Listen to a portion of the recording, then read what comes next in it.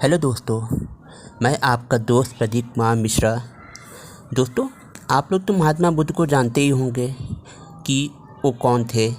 क्या आप लोग को ये पता है कि उन्हें ज्ञान कैसे मिला? उन्हें ज्ञान पाने के लिए उनका प्रेरणा स्रोत कौन था? अगर आप लोग नहीं जानते हैं तो आप ये वीडियो ज़रूर देखिएगा। उम्मीद है आपके सवालों के जवाब मिल जाएंगे।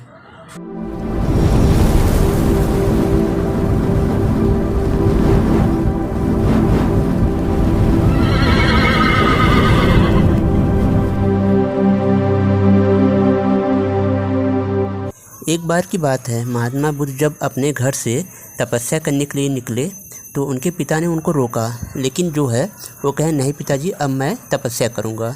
और वो वन में चले आए और एक पीपल के पेड़ के पास में बैठ के वो तपस्या करने लगे। तपस्या करते करते कई समय बीत गए और उनकी जो शारीरिक स्थिति वो दिन पर दिन ख़राब होने लगी। उनका जब पेट पे हाथ रखते तो उनकी हड्डी पकड़ा जाती, उनके शरीर पे पूरे चींटी और दीमक लग गए थे। तब उन्होंने वो हताश हो गए कि अब मुझे ज्ञान नहीं मिलेगा। तब उन्हें अपने पिता की बात याद आई कि बेटा, अगर जब भी तुमको ऐसा लगे कि घर आना है, तुम आ जाना, तुम्हारे लिए घर के दरवाजे हमेशा खुले रहेंगे। उसके बाद महात्मा बुद्ध जो है वहाँ से तपस्या करने का इरादा छोड़ के वो अपने घर आने लगे। घर आते समय जो है एक नदी पड़ी, तो उसके बाद जो है उन नदी में पानी वानी पी के वहीं पेड़ के पास में सो गए। कहे मैं थोड़ा सा आराम कर लूँ, उसके बाद तो मैं घर चलता हूँ। तो वो सो गए। जब उनकी आँख खुली तो वो एक चीज़ देख के बड़े आश्चर्य में हो गए। एक गिलहरी जो है नदी में जो के जाके अपना पूँछ भिगोती थी और ज़मीन पे आके झटक देती थी, फिर जाती थी, फिर यही काम करती थी। ऐसे ऐसे वो कम से कम काफ़ी समय से करती रही। महात्मा बुद्ध लगातार देखते रहे और उसके बाद जब 1 घंटा बीत गया, तब उसके बाद वो गिलहरी के पास गए और पूछे, गिलहरी तुम ऐसा क्यों कर रही हो? तो गिलहरी ने कहा कि ये नदी जो है अपना मार्ग बदल दी, जिसकी वजह से मेरे बच्चे मर गए, मुझसे बिछड़ गए। अब मैंने प्रण लिया है कि मैं इस नदी को सुखा दूंगी। तब उसके बाद जो है कहें, तुम छोटी सी गिलहरी, तुम इतनी बड़ी नदी को सुखा लोगी? कहें मैं ये बात जानती हूँ, लेकिन मैं लगातार प्रयत्न करती रहूँगी, तब तक करूँगी जब तक ये नदी सूख न जाए। या तो अब मेरी जान जाएगी या तो ये नदी सूखेगी। और उसके बाद गिलहरी महात्मा बुद्ध से ये कह के फिर से वो नदी से पानी जो है बाहर निकाल के छिड़कना शुरू कर दी।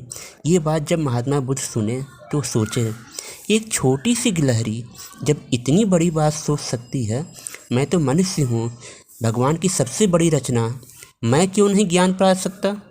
उसके बाद उन्होंने घर जाने का निश्चय छोड़ दिया और दृढ़ निश्चय के साथ में फिर से उसी पीपल की पेड़ के पास में गए और लगातार उन्होंने तपस्या किया और अंत में जो है उन्हें ज्ञान की प्राप्ति हो गई और वो महात्मा बुद्ध बन गए। दोस्तों, इस प्रकार महात्मा बुद्ध जो है अपने एक छोटी सी गिलहरी की बातों से उत्साहित हो गए। उन्होंने ज्ञान की प्राप्ति का रास्ता खोल दिया। दोस्तों, हमारे आसपास बहुत सी ऐसी चीज़ें होती हैं जिसको देख के हम प्रेरणा के नए नए तरीके पा सकते हैं। हमें कभी हताश नहीं होना चाहिए कि हमारा एक छोटा सा काम अगर नहीं बना तो हम बैठ जाएं और फिर उसके बाद कहें कि अब ये काम हमसे नहीं होगा। हमें लगातार प्रयत्न करना चाहिए। किसी भी काम को करने के लिए जितना आदमी प्रयत्न करता है उस काम में वो उतना ही निपुण होता है और उतना ही अच्छे से कर लेता है। कभी भी किसी आदमी को हताश नहीं होना चाहिए। दोस्तों, मैं उम्मीद करता हूँ इस कहानी से आपको एक नई प्रेरणा मिली होगी। अब आप कभी भी हताश नहीं होगे, लगातार प्रयत्न करोगे। अब इस बात के साथ मैं अपनी बात समाप्त करता हूँ। दोस्तों, अगर आप लोग को मेरा ये वीडियो पसंद आया हो तो इसे ज़्यादा से ज़्यादा लाइक करें, शेयर करें और मेरे चैनल को सब्सक्राइब करें। दोस्तों, अगली वीडियो में मैं फिर मिलूँगा, तब तक के लिए नमस्कार।